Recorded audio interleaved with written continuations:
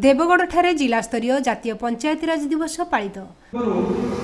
वरण्य अतिथि मान्यवर संसद संबलपुर प्रतिनिधि श्रीजुक्त जोगेश प्रधान महोदय को अनुरोध करछि जातीय पंचायतीराज दिवस पर किछि तांकर वक्तव्य प्रदान करियो। अतिथि मानको करति कल्याणं आरोग्यं सुख संपदं देशबुद्धि विनाशाय आत्मज्योति नमस्तुते आत्मज्योति प्रदीप्ताय दीपं ज्योति नमस्तं दन्तघाते विदारितारि रुधिरे सिदूर समासवं वंदे शैलसूतासुतं गणपति सिद्ध।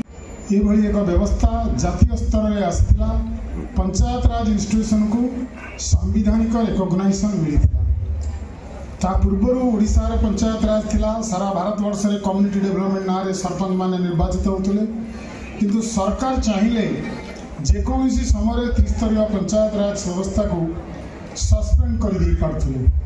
वर्ष वर्ष धरी पंचायत निर्वाचन हो न था, से बड़ी अर्बन इलेक्शन मध्य ही न था। ताकू उपलब्धि करी सरकार मानकर विभिन्न समय आसुवा विभिन्न सरकार डिस्क्रिप्शन इच्छाधीन विषय न रखी ये पंचायत राज व्यवस्था को एक संविधानिक व्यवस्था रे परिणत करागला।